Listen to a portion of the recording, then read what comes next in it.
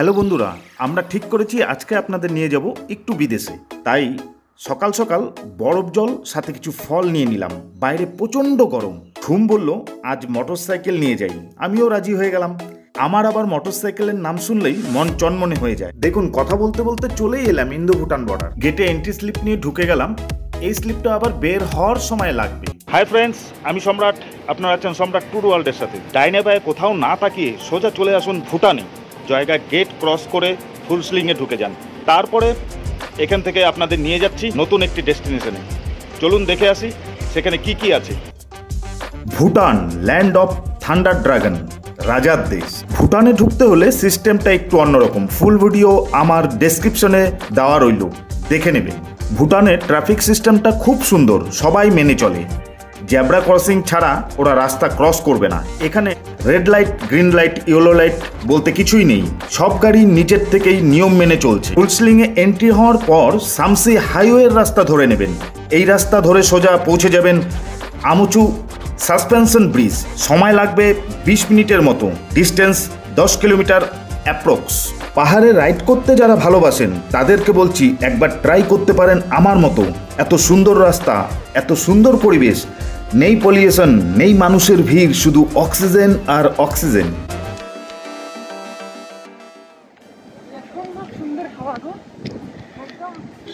মন জুড়িয়ে যাচ্ছে।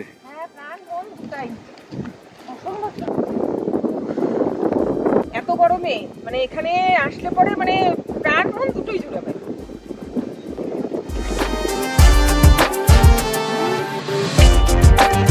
আমরা তাহলে আমাদের ডেস্টিনেশনে পৌঁছে গেছি, কি বলো?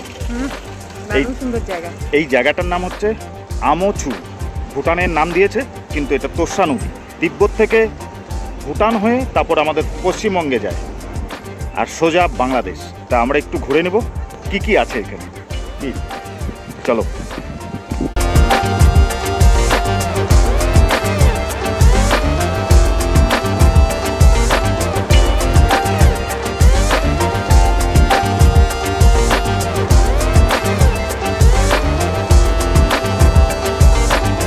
क्या नाम है इसका?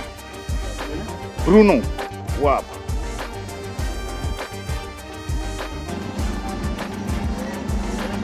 ठीक है सर। ठीक ठीक ठीक, ओके।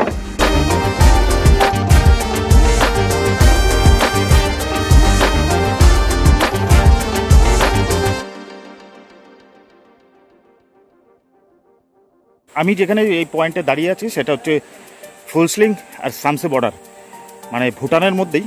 এখানে ইমিগ্রেশন চেকপোস্ট আছে। মানে ইমিগ্রেশনে করার পরে আপনি সামসিতে যেতে পারবেন। তো সামসিও আমরা ওদিক দিয়ে যেতে পারবো, কিন্তু এই সাইড দিয়ে না, ভুটানের ভিতর দিক দিয়ে যাওয়া যাবে না। ইমিগ্রেশন পারমিট লাগবে।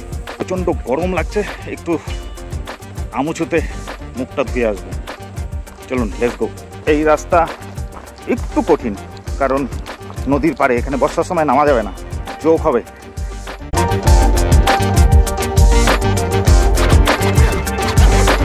গরমের মধ্যে এখানে বসে খুবই শান্তি। আমরা তোর্সা নদীর পাড়ে বসে আছি, এতটা শান্তি যে বলে বোঝাতে পারবো না। এখানে রোদের তাপটাও কম। তাহলে শীতের দিনে কিরকম মজা লাগবে এবার বুঝতে পারছেন তো? আসুন না, একবার ঘুরে যান এখানে ফ্যামিলি নিয়ে। মস্ত জায়গা।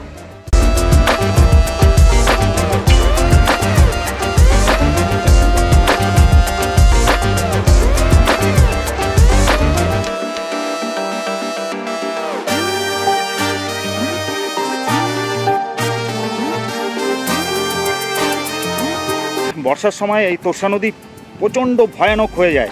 এটা আমাদের ঠিক বাড়ির পাশ দিয়ে এই নদীটা গেছে, মানে ডাক উঠে যায় জলের। আর এখানে কি পরিস্থিতি হয় সেটা তো বোঝাই যাচ্ছে। প্রচণ্ড পাথর এখানে, শব্দটাও সেরকম। এবার চেষ্টা করব একটু বর্ষার সময় এখানে আসার। নিচে যেরকম আরাম, উপরে প্রচণ্ড গরম। হাসে গেছে গো।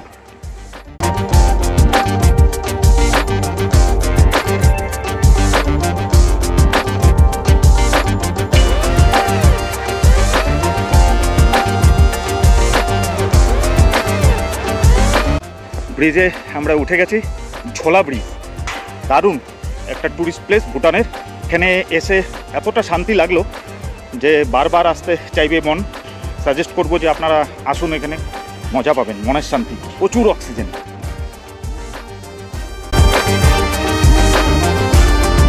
আমুছু পয়েন্টটা আমরা দেখে নিলাম, ভিউ পয়েন্ট। বাড়ির থেকে নিয়ে এসেছিলাম বেদানা, আপেল, শশা আর মৌসুম্বি আছে। এখন আমরা একটু ফলাহার করব এই গরমে। বাড়ির থেকে লবণ আনতে ভুলে গেছিলাম, তা ওখানের ফুড ট্র্যাক যে আছে সেখানে গিয়ে চাইলাম, ওদের কাছেও শেষ। তা ভুটান পুলিশ এখানে আউটপোস্ট, এই লবণ একটু নিয়ে আসলাম, যে এই ফ্রুটের সাথে একটু যদি শশা আছে, যদি এই লবণ দিয়ে একটু না খাওয়া যায় এই গরমে, টেস্ট লাগবে না। বরফ জলটা খেয়ে নাও আগে, ফল খাওয়ার আগে। বাড়ির থেকে ডিপ ফ্রিজে ঢুকিয়ে রাখি, যেদিন ট্যুরে বের হই তার আগের দিন ঢুকিয়ে রাখি। এখনো কিন্তু বরফের কিছু পেয়েছি কিন্তু আমি জল খেতে গিয়ে। হ্যাঁ, আমিও তো পেলাম। ডিপ ফ্রিজে ঢোকানো হয়, এই পেপার দিয়ে মুড়িয়ে নিয়ে আসা হয়, সারাদিনই থাকে, ঠান্ডা। তাই এবার ফলটা খাই।